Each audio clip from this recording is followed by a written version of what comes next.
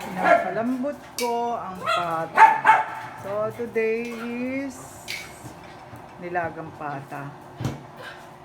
Pressure cooker for 30 minutes. With, andun na yung mais, at saka kamote. Yung, anong tawag dun? Yung sibuyas na dahon na mahaba. Then, ayun, onion.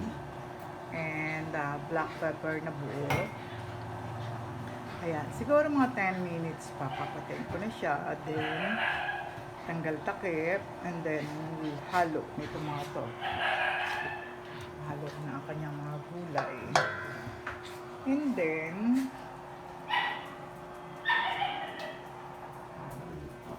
ito ang para sa aso. Kanin nila. Itong para kay mami. Iba kasi ang bigas nila. Ang bigas ko kailangan malambot kasi pag matigas, nabubulunan ako. Ang bigas nila kailangan buhaghag kasi pag malambot, humidikit lang sa ngalang-ala nila. At maganda ang bigas na yan. That's 52 a kilo. Yan yung akin ay 60.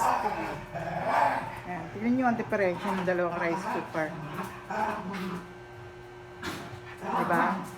Kasi madami sila. Kailangan malaki ang rice cooker nila. Malaki na nga itong rice cooker ko na ito. Yung pinagpalitan ko nito talaga maliit. Kaya lang kasi pag dumadalaw mga kapatid ko, hindi magkasya sa amin ang luto.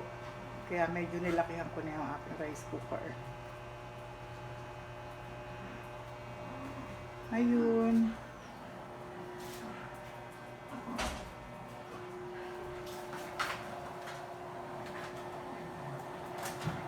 Ayan, 10 minutes more.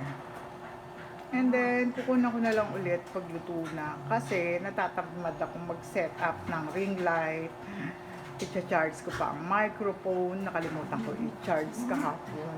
So, ayun. Kasi, ang lola mo, makakalimutin talaga.